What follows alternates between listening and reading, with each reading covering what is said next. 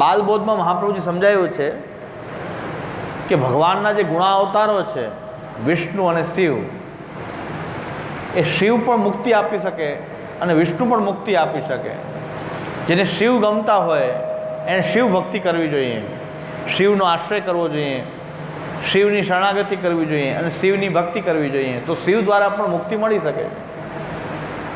વિષ્ણુ જે છે એ પણ મુક્તિદાતા છે.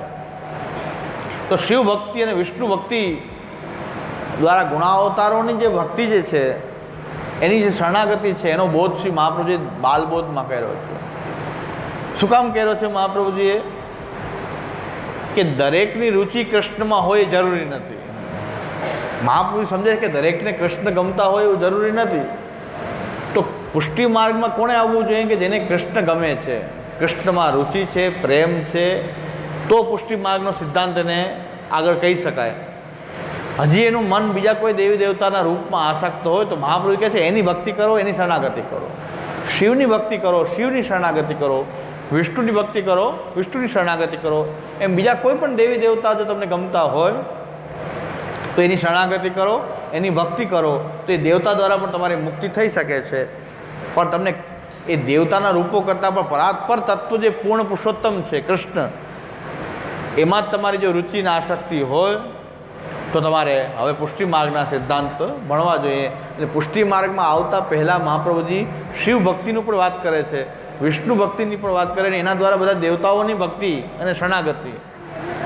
દેવતા દ્વારા પણ તમારે મુક્તિ જોતી હોય, મોક્ષ જોતો હોય, સંસાર આવાગમન આ ચક્રમાંથી છૂટવું હોય તો દેવતા પાસેથી પણ તમારે મુક્તિ જોતી હોય તો દેવતાની શરણાગતિ કરવી જોઈએ. સિદ્ધાંત તો એ જ છે કે દેવતાને શરણાગત થઈ જાઓ કે હું તમારો છું, તમારી શરણમાં જ છું, તો દેવતા દ્વારા તમારો ઉદ્ધાર થશે. તો હવે તમારે કૃષ્ણ દ્વારા તમારો ઉદ્ધાર કરવો છે, કૃષ્ણ પ્રાપ્ત કરવા છે, તો તમારે કૃષ્ણની શરણાગતિ કરવી જોઈએ, કૃષ્ણની ભક્તિ કરવી જોઈએ. ભક્તિ થાય તો ઉત્તમ છે, ભક્તિ ન થાય તો કેવલ શરણાગતિ તો કરવી જ જોઈએ ને. અને ભક્તિ માર્ગમાં કોઈ આગળ વધ્યા, સેવા માર્ગમાં કોઈ આગળ વધ્યા છતાં પણ શરણાગતિ ન હોય તો પ્રાણવીરાનો દેહ થઈ જાય. પછી ગમે એટલું કરતા હોઈએ આપણે, પણ જો શરણાગતિ ન હોય તો ભગવાનનું શરણ એ સૌથી પહેલો ઉપાય છે. ભાગવત પણ એમ કહે છે જ્ઞાન, વૈરાગ્ય, ભક્તિ બધું શરણાગતિથી પ્રકટ થઈ જાય છે. ભગવત શરણાગતિ જો આપણામાં સિદ્ધ થઈ જાય તો જ્ઞાને આવશે, વૈરાગ્ય પણ આવશે, ભક્તિ પણ આવશે, બધું ભગવાનના શરણથી સિદ્ધ થઈ જાય છે. અશક્ય હરિરેવાસથી સર્વમાં આશ્રય તો ભવે, ભગવાનના આશ્રયથી બધું સિદ્ધ થઈ જાય છે. તો ભગવાન એ પરાત્પર પૂર્ણ બ્રહ્મ તત્વ, સર્વત્ર વ્યાપ્ત પરમાત્મા પણ એ જ છે. એ પરમ તત્વ જે કૃષ્ણ કહેવાય છે, એ કૃષ્ણની શરણાગતિ કરવી એ મહાપ્રભુજીનો પહેલો પાયાનો સિદ્ધાંત, પહેલી દીક્ષાનો સિદ્ધાંત છે, શ્રી કૃષ્ણ શરણમ મમ. તો એની પહેલાં મહાપ્રભુજી કહે છે કે ભાઈ કૃષ્ણમાં બધાની રુચિ ન હોય તો જેની જેમાં રુચિ હોય એની શરણાગતિ કરવી જોઈએ જો મુક્તિ મેળવવી છે. તો જો મુક્તિ મેળવવી છે દેવતા દ્વારા તો પણ ઉપાય તો આ જ છે, શરણાગતિ અને ભક્તિ.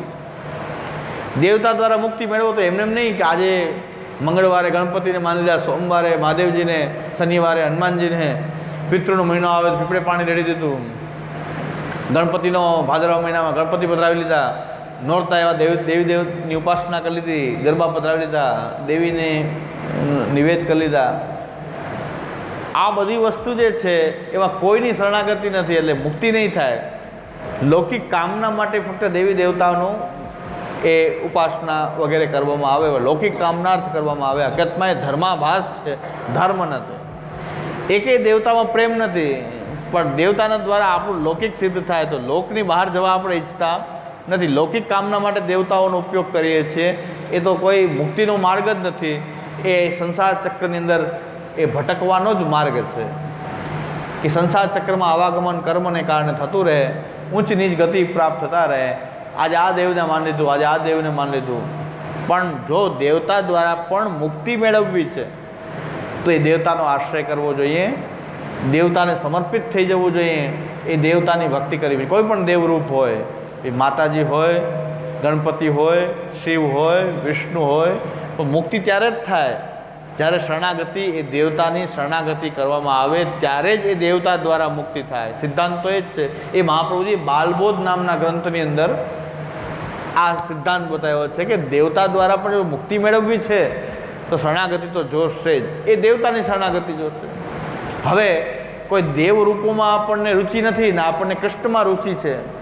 ભગવાન પરાત્પર પૂર્ણ બ્રહ્મ પુરુષોત્તમ શ્રી કૃષ્ણ એમાં જો આપણી રુચિ છે તો મહાપ્રભુ કહે છે સિદ્ધાંત તો એ જ છે, જ્યાં દેવતા શરણાગતિ કરો એ અહીં ભગવાન કૃષ્ણની શરણાગતિ કરો.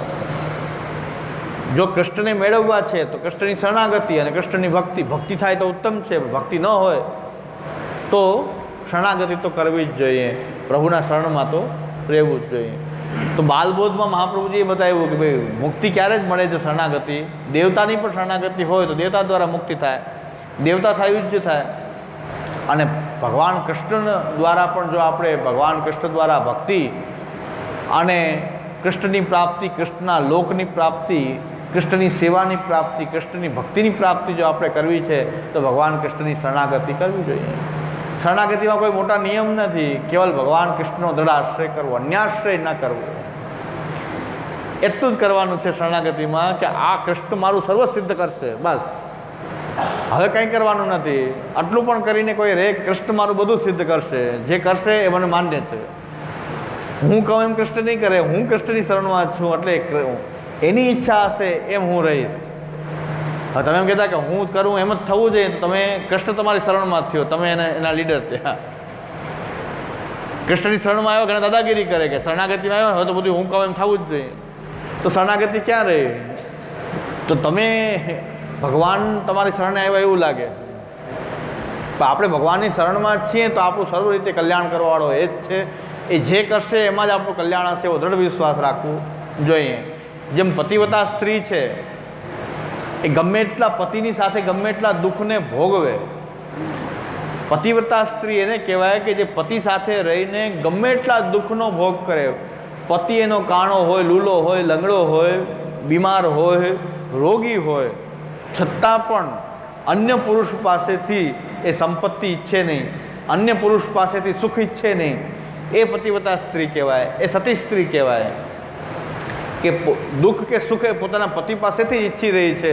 પતિ સિવાય કોઈ બીજા પુરુષ પાસેથી કોઈ સુખ ઈચ્છતી નથી. ભલે પૈસાવાળા તો ઘણા બીજા પણ હોય, પણ પોતાના પતિ જે છે એ જ એની માટે સર્વસ્વ હોય એ પતિવ્રતા સ્ત્રી કહેવાય. એમ ભગવાનના શરણમાં રહીને દુઃખ ભોગવવા પણ તૈયાર રહેવું જોઈએ, અન્ય પાસેથી સુખની કામના ના કરવી જોઈએ. સ્વધર્મે નિધનમ શ્રેય પરધર્મો ભયાવહ. પોતાના ધર્મની અંદર મરી જવું સારું, પણ પરધર્મની અંદર સુખી થવું એ સારું નહીં. ભગવાન ગીતાજીમાં એમ કહે કે તમારા ધર્મની અંદર તમારું મૃત્યુ થઈ જાય તો સારું છે. સ્વધર્મે નિધનમ શ્રેય પરધર્મો ભયાવહ. તો બીજો ધર્મ તો હંમેશા ભયાવહ હોય. એટલે ભગવાનની શરણાગતિ જ્યારે આપણે સ્વીકારીએ ત્યારે એક વસ્તુ સ્પષ્ટ રાખીએ કે આપણું નિશ્ચિત કલ્યાણ થવાનું છે. પ્રભુનું જ્યારે શરણ સ્વીકાર્યું છે તો એની અંદર આપણે કોઈ ડૉક્ટર પાસે દવા લઈએ ત્યારે ડૉક્ટરમાં આપણને સંપૂર્ણ વિશ્વાસ હોય કે આપણને સાજા કરશે તો જ એની દવા લઈએ. આપણે અહીંયા દાખલ થઈ જઈએ ત્યારે આપણને વિશ્વાસ છે કે આ ડૉક્ટરથી આપણે નિશ્ચિત સારા થશું. જો આપણને ભગવાનમાં એવો દૃઢ વિશ્વાસ હોય ત્યારે શરણાગતિ કરવી જોઈએ. પણ શરણાગતિ થયા પછી કોઈ અન્યાશ્રય ક્યારેય પણ કરવો જોઈએ નહીં. સંપૂર્ણ વિશ્વાસ. આ કોઈ ડૉક્ટરને તમે દાખલ થઈ જાઓ અને બીજા ડૉક્ટર પાસે ચેકઅપ કરાવ્યા કરો, એ ડૉક્ટર એમ કહેશે કે મારી પર વિશ્વાસ હોય તો અહીં રાખો જ શું કામ, લઈ જાઓ કરીને જોજો. કોઈ ડૉક્ટરને દવાખાનામાં બીજા ડૉક્ટરને બોલાવો, એ તરત ડૉક્ટર એમ કહેશે કે તમને મારામાં વિશ્વાસ ન હોય તો લઈ જાઓ, આની ટ્રીટમેન્ટ હું નહીં કરું. અમારા ગુરુદેવ તો એમ કહે છે, આજ્ઞા કરે છે કે આપણે બસમાં બેસીએ છીએ ને ત્યારે બસના ડ્રાઈવરમાં આપણને સંપૂર્ણ વિશ્વાસ છે કે એક્સિડન્ટ નહીં કરે. એક ડ્રાઈવર દારૂ પીને એક્સિડન્ટ કરી દે નક્કી નહીં, છતાં પણ બસમાં આપણે જ્યારે બેસીએ છીએ ને ત્યારે આપણને ડ્રાઈવરમાં વિશ્વાસ છે કે એક્સિડન્ટ નહીં કરે. જો જરાય વિશ્વાસ ન હોય તો આપણે વસ્તીથી ઉતરી જાય. ડ્રાઈવરમાં જો વિશ્વાસ ન હોય તો બસમાં બેસીએ નહીં, પણ આપણને વિશ્વાસ છે કે ડ્રાઈવર આપણને એક્સિડન્ટ નહીં થાય. તો અમારા ગુરુવરે એમ આજ્ઞા કરે છે કે ડ્રાઈવર જેવામાં ડ્રાઈવરનો વિશ્વાસ હોય તો પ્રભુમાં એટલો વિશ્વાસ પણ આપણે રાખીએ નહીં તો શરણાગતિનું ફલ કેવી રીતે પ્રાપ્ત થાય. ભગવાન સર્વ સામર્થ્યયુક્ત પૂર્ણ પુરુષોત્તમ છે. એક ડ્રાઈવરમાં વિશ્વાસ છે, એક ડૉક્ટરમાં વિશ્વાસ છે. એટલો વિશ્વાસ જો પ્રભુમાં ન હોય તો શરણાગતિનું કોઈ ફલ ક્યારેક પ્રાપ્ત થઈ શકે નહીં. તો અન્યાશ્રયમાં આપણે ગતિ થયા જ કરે. અન્યાશ્રયમાં ગતિ કરીએ છીએ એનો મતલબ શું? કે તમે જેનું શરણ સ્વીકાર્યું છે એમાં તમને પૂરો વિશ્વાસ નથી.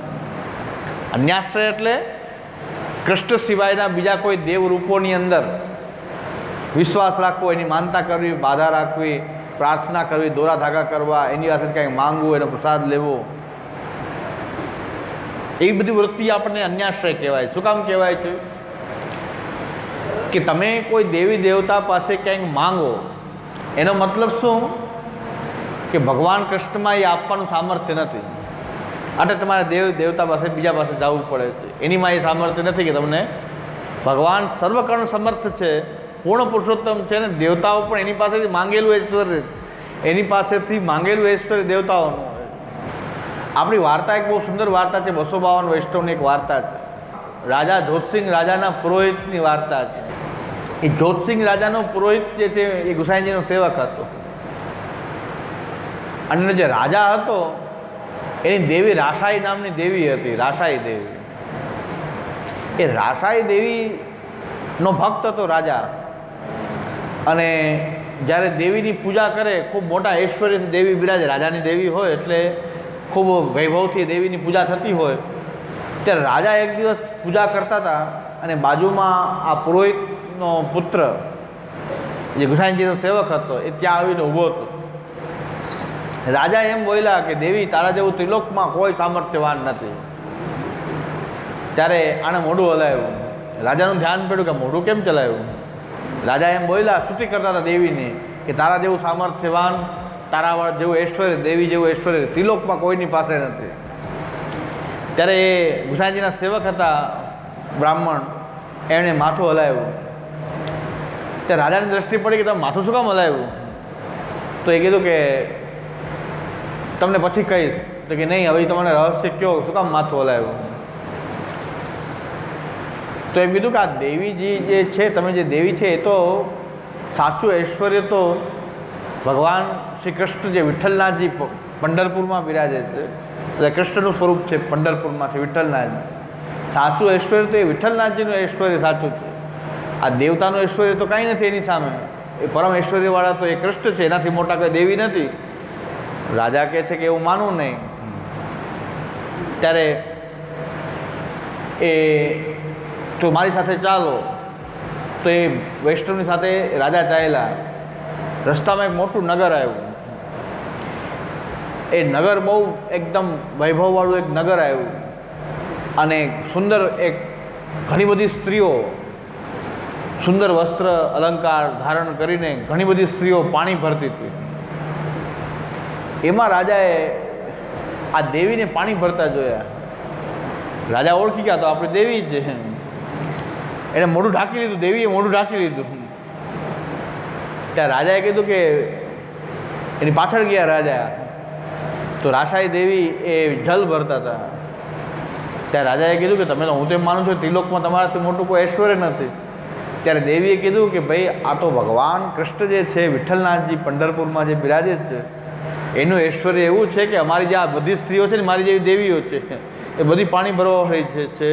એ બધી આ સ્ત્રીઓ જે છે એ બધી દેવીઓ છે, એ બધી મારી જેવી દેવી જ છે. એટલે અમારી તો આટલી જ પહોંચ છે. ત્યારે રાજાએ એમ થયું કે દેવી જે છે એનું સામર્થ્ય તો બહુ ક્ષુદ્ર છે, એ બધા જ ભગવાનની વિભૂતિ રૂપ છે, અંશરૂપ છે. એટલે રાજાએ કીધું કે હવે મને વૈષ્ણવ કરો. પછી એના સંગથી એ પણ એ વૈષ્ણવ થયા. એને થયું કે પ્રેમ દેવીથી મોટું કોઈ નથી એવું લાગતું હતું એને. પણ દેવીએ કીધું કે આ બધા અમે પાણી ભરીએ છીએ એ એમના નગરનું પાણી ભરી રહ્યા છે. અમારા સ્વામી તો એ વિઠ્ઠલનાથજી અમારા સ્વામી છે, અમે બધા એના અંશરૂપ છે.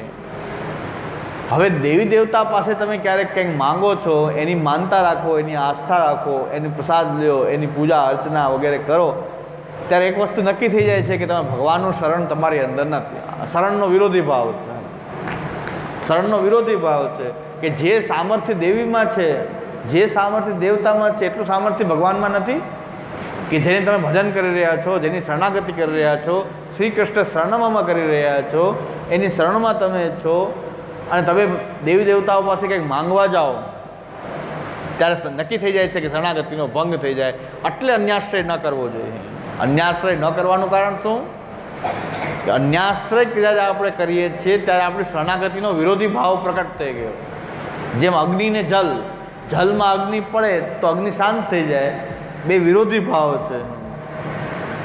જો શરણાગત છીએ તો આપણું સર્વ સિદ્ધ કરવાનું સામર્થ્ય પ્રભુમાં છે, એવો વિશ્વાસ છે, એટલે આપણીની શરણમાં છે. જ્યારે દેવી દેવતા પાસે કંઈક માંગવા માંડીએ એનું ડર લાગવા માંડે, બીક લાગવા માંડે કે દેવી આપણને આમ કરશે, દેવતા આમ કરશે, એ દેવતા આમ ફલ થઈ જશે, આપણને આવું ફલ આપશે, આ દોરા ધાગા કરવાથી આ ફલ થઈ જશે, આ ડંગ પહેરવાથી આ ફલ થઈ જશે, આ વસ્તુ આ રાખવાથી, ઘરમાં ભભૂતિ રાખવાથી, વસ્તુ રાખવાથી પણ ફલ થઈ જશે, તો આપણને ભગવાનમાં વિશ્વાસ નથી. આપણે નક્કી કરવાનું કે આપણે શરણાગતિમાં રહેવું છે, તો આ વિરોધી ભાવનો ત્યાગ કરવો જોઈએ.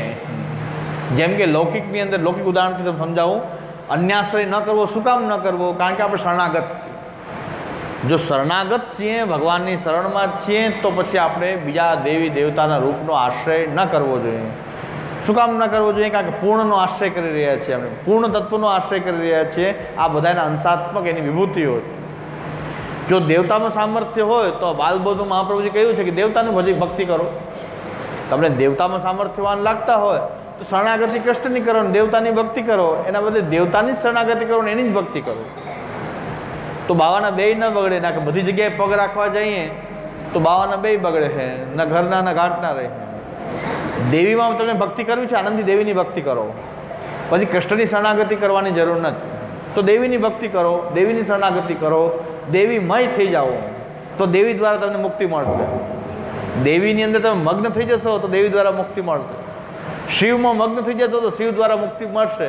પણ દીક્ષા કૃષ્ણ મંત્રની લ્યો, વૈષ્ણવની કંઠી પહેરો અને શિવની ભક્તિ કરો, કંઈ વસ્તુ સિદ્ધ નહીં થાય. બાવાના બે બગડે. ચેકઅપ બીજા પાસે કરાવો, દવા બીજા ડૉક્ટરની લ્યો, તો એડમિટ ત્રીજી જગ્યાએ થાવ, કોઈ દિવસ સ્વાસ્થ્ય પ્રાપ્ત ન થાય. જાજા રસોઈયા રસોઈ બગાડે, એમ કહેવત. રસોઈયા એક હોય તો સારું, બધા એક્સપર્ટ રસોઈયા બધા ભેગા થાય તો રસોઈ બગડ્યા વગર રહે નહીં. બધા એક્સપર્ટ રસોઈયા બધા ભેગા કરી લ્યો તો પછી રસોઈ બગડ્યા વગર રહેવાની નથી. કારણ કે ઓલા તો મીઠું ઓલાય નાખ્યો, ઓલા કે ઓલાય નાખ્યો હશે, મીઠા વગરનું જ રસોઈ થાય. અને બગડે તો એકબીજા ઉપર એમ કે ત્યાં આમ કર્યું એટલે બગડ્યું, બગડે તો એકબીજા બધું સારું પણ કરે, કોને બગાડ્યું કંઈ નક્કી ન થાય. રસોઈ બગડી તો એમ કે ત્યાં આમ કરી દીધું, ઓલાય આમ કરી દીધું, એટલે રસોઈ બગડી. અમારે ત્યાં હમણાં પ્રસંગ હતો, એમાં 30-40 મજાજી વૈષ્ણવ બધા એક્સપર્ટ, મોનથાળ કરવાના એક્સપર્ટ 30-40 ભેગા થઈ ગયા. મોનથાળ 3 દિવસ સુધી જામ્યો જ નહીં.